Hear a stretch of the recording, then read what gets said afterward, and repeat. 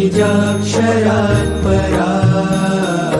देहमूर्त्यां बदरीवने स्थिता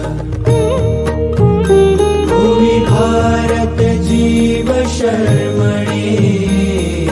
नरनारायण देव पाहि माम् यदुपर्यभवत्कृपा तव स नरो द्रष्टुमिहार्हति क्षणम् न परः सुरसत्तमोऽन्यथा नरनारायण देव पाहि माम्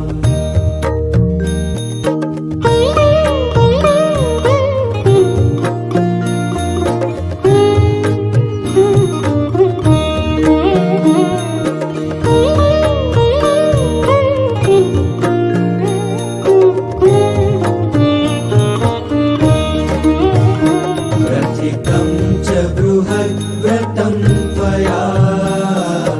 जनताया निजधामलब्धये